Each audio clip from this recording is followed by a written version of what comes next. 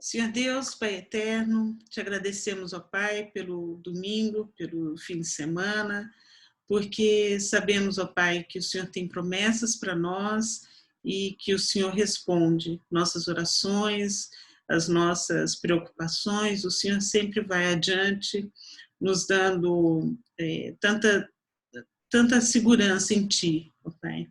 Muito obrigado, pedimos que o Senhor abra os nossos olhos, a nossa mente, que a gente possa entender, ó Pai, a Tua palavra e receber o que o Senhor tem para nós nesse dia de hoje. Em nome de Jesus. Amém. Hoje é dia 6 de abril. Eu vou colocar mute. Isso. E aconteceram umas coisas assim interessantes hoje. Uma delas é que estão falando que está provado usar medicação de malária para o coronavírus. Então existem várias coisas que já nos deixam um pouco mais esperançosos, no sentido de que vai existir algum tipo de vacina para isso, e isso daí já nos deixa esperançosos. Não dá uma total confiança do que pode acontecer. Pessoas que ficaram, que estão positivos com coronavírus, têm feito tratamento e têm tido bastante sucesso. Né? Então, eu acho que nós temos que fazer a nossa parte de não espalhar mais esse vírus, evitar o máximo de gente sair de casa. Então, por isso é que a gente está aqui reunindo online e que está sendo super divertido, está sendo muito bom. Tá bom? Hoje, então, a gente vai entrar no capítulo 3 de Efésios.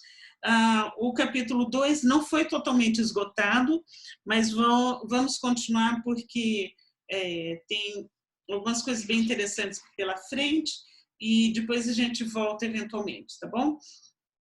Bom, vamos começar capítulo 3, versículo 1.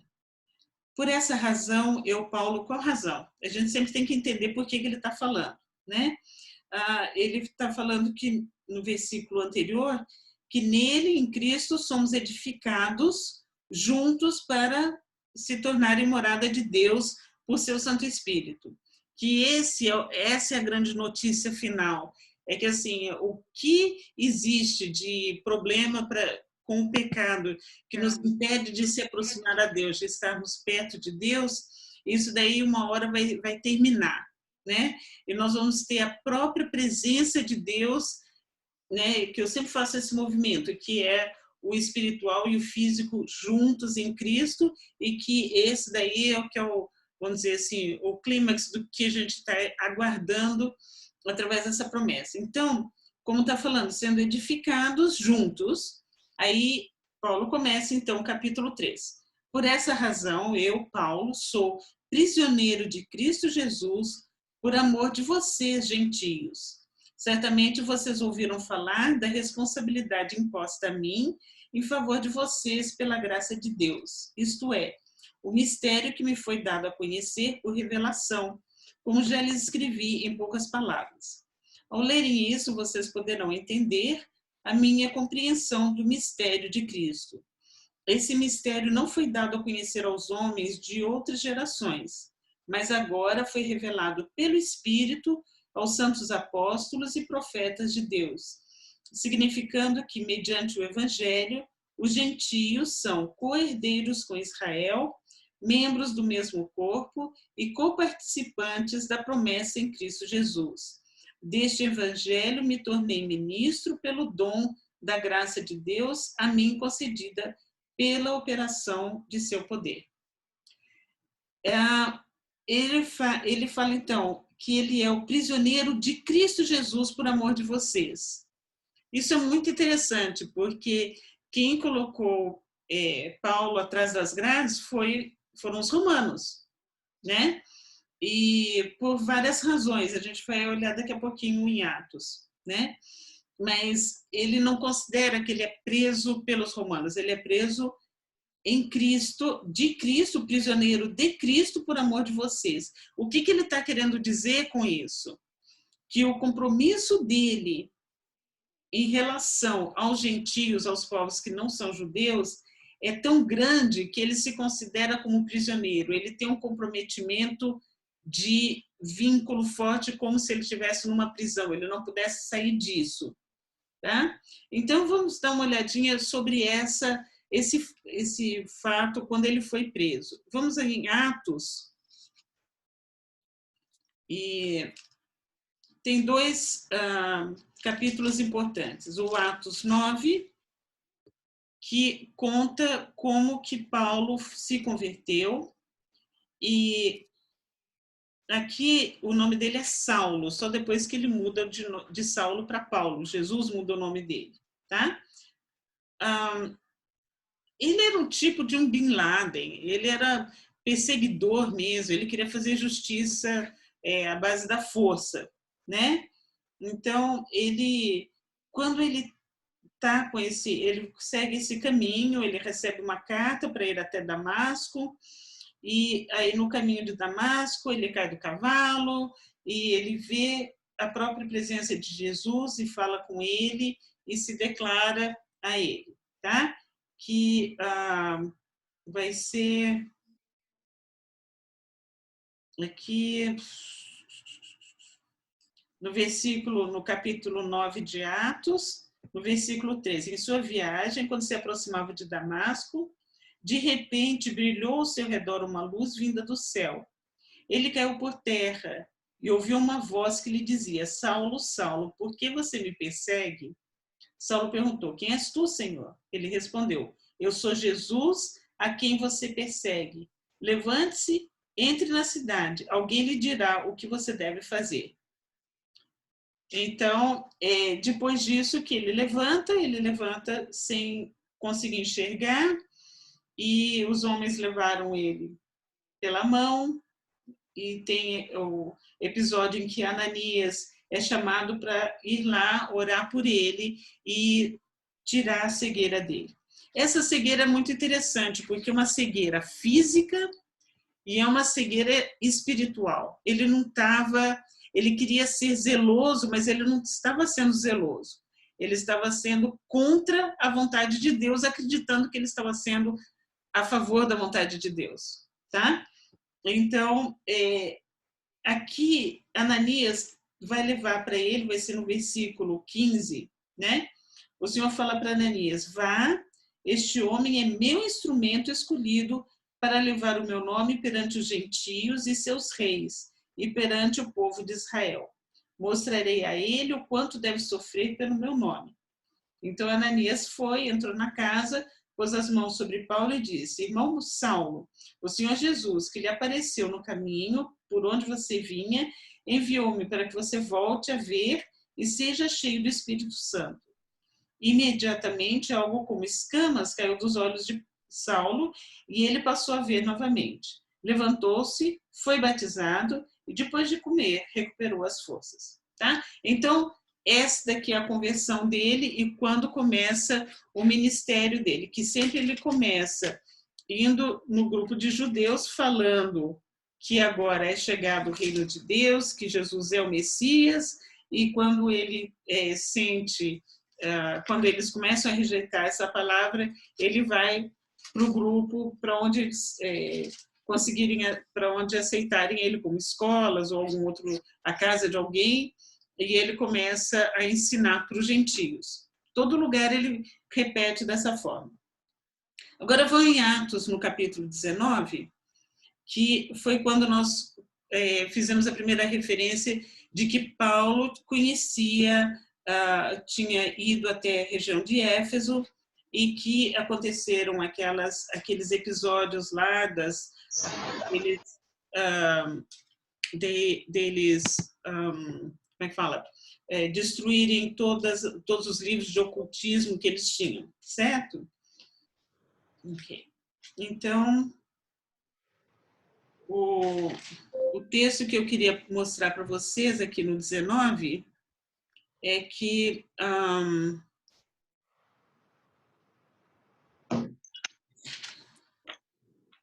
tirar aqui.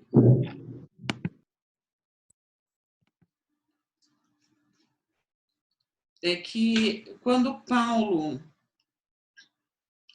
ele faz uma distinção no capítulo 19, logo no começo, no versículo 3, né?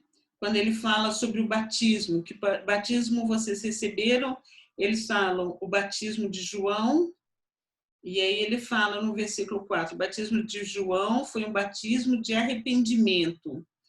Esse batismo de João era ligado ao techuvá, ao ritual bem conhecido dos judeus, que era o ritual de banho, né? Então, eles tinham o poço, as pessoas entravam lá e eles eram batizados, eles eram limpos por aquela água.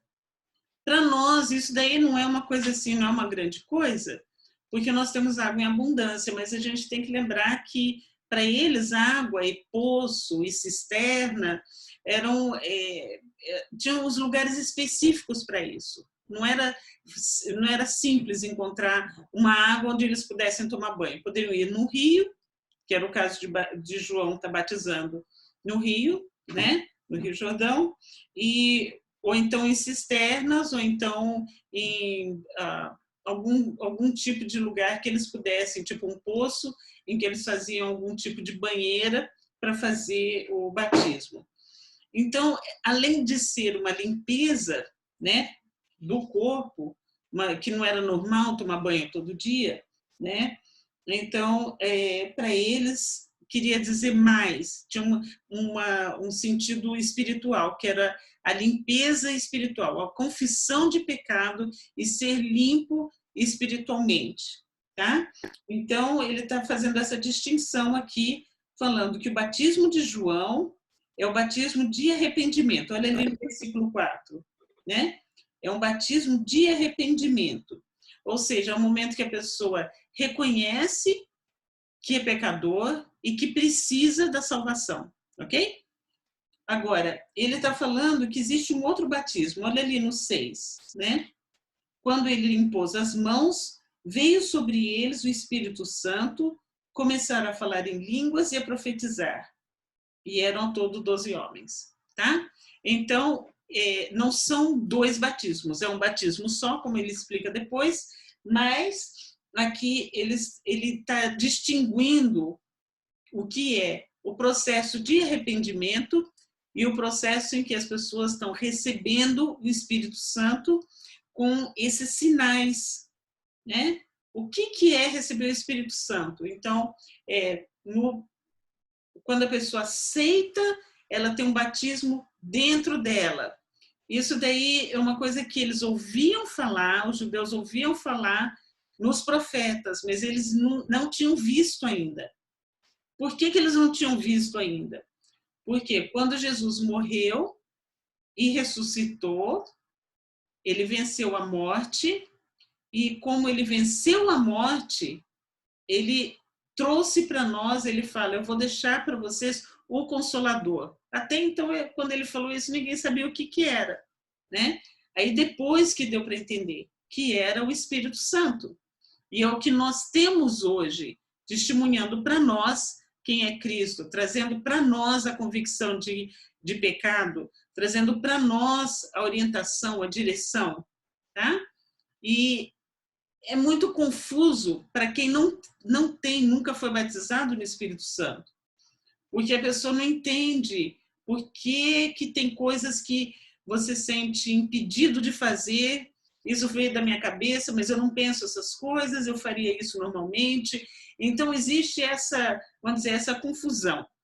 Quando as pessoas tentam explicar o que é o Espírito Santo e o que é o batismo no Espírito Santo, fica mais complicado ainda, porque cada um tem uma experiência diferente. Mas o fato é que o batismo do Espírito Santo vem através o que nós chamamos de unção, através de você impartir o que você tem, certo? Bom, vamos fazer mais um paralelo. Tem um outro versículo que fala que a fé vem pelo ouvir, tá? Então, quando nós estamos ouvindo, e essa foi um dos pontos que até a gente começou a discutir no comecinho desses estudos, é que como que poderia ter esse mover do Espírito Santo, impartir o Espírito Santo, se nós estamos falando online, não tem esse contato, né, com imposição de mãos, como está falando aqui, né? como que seria isso nesse mundo de tecnologia? Aí foi o que Deus mostrou, que a fé vem pelo ouvir. E Deus transcende, ele transcende, ele passa pelo que for, pela internet, né? Eu vi um testemunho, vocês já viram nos hotéis que tem aquela Bíblia dos Gideões? Vocês já viram, né? Então, tem esse grupo que chama Gideões no mundo todo e que eles vão em hotéis, prisões, escolas, distribuindo o Novo Testamento. E eu vi o testemunho desse homem, ele estava preso, ele estava na cadeia, e eles faziam fila para pegar o Novo Testamento. Por quê? Porque a folha, o papel da Bíblia é fininho. Então, eles usavam para enrolar maconha, tá? E esse homem falou que ele pegou lá, rasgou lá o Novo Testamento dele e estava enrolando a maconha quando ele olhou um versículo, né? E falando que pela fé é que nós somos salvos e que é gratuito. E ele começou a ler aquilo e ele começou a cair nele esse reconhecer de que é um pecador, reconhecer de que precisa ser salvo, certo? Então, ele lendo um papel com intenção nenhuma de ler a Bíblia, ele estava com a intenção de rolar a maconha e ficar high, esse era o objetivo dele, não ter um objetivo egoísta, certo? Então, ele estava pensando sobre isso, pega o papel, lê e a partir dali a vida dele é totalmente transformada. Então, o Espírito Santo de Deus, ele vai além, ele transcende, certo? Os dons do Espírito Santo, dons como falar em línguas, ou então interpretar e profetizar, existem umas outras coisas que acontecem através de mover, né? Que quem já passou por alguma experiência entende isso, é uma coisa meio difícil de explicar, tá? Porque você sente no ambiente alguma coisa muito forte, uma coisa que você vê que não é o que você está acostumado. O oposto disso seria, vamos dizer, você está assistindo um filme de terror, então você começa a sentir que o ambiente está pesado, tá? Então, o oposto seria quando o ambiente está leve, o ambiente está cheio, certo? Não tem medo, você está sentindo segurança, paz, uma série de coisas, tá bom? Então, aqui no capítulo 19, eu queria só ressaltar isso daqui para vocês verem que a grande discussão dos judeus era que como os gentios que não seguem todas as leis, as 613 leis, como que eles receberam esse batismo do Espírito Santo, tá? E Paulo continua pregando e continua falando sobre isso daí, ok? Então, vamos voltar para o capítulo 3 de Efésios, no versículo, então, 6, tá? Para terminar esse pedacinho, significando que, mediante o Evangelho, as boas novas, os gentios são co-herdeiros com Israel, membros do mesmo corpo e co-participantes da promessa em Cristo Jesus. Deste Evangelho me tornei ministro pelo dom da graça de Deus, a mim concedida pela operação do seu poder. Continuando. Embora eu seja o menor dos menores de todos os santos, foi-me concedida essa graça de anunciar aos gentios as insondáveis riquezas de Cristo e esclarecer a todos a administração deste ministério, que durante as épocas passadas foi mantido oculto em Deus, que criou todas as coisas. Então, existiam aquelas promessas, lembra que eu comentei sobre Efraim e Judá, que Efraim era das tribos que se dispersaram e que desobedeceram a Deus, criando outros lugares para fazer os sacrifícios, para fazer adoração a Deus, e Deus não havia permitido isso, tá?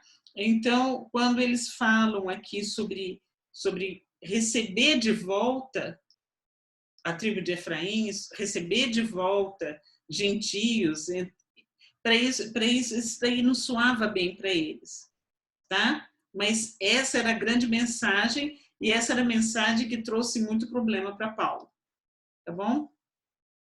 Bom, vamos continuar com o plano de Deus. Depois a gente vê o que aconteceu com Paulo. A intenção dessa graça era que agora, mediante a igreja, a multiforme da sabedoria de Deus se tornasse conhecida dos poderes e autoridades nas regiões celestiais. Ok, então,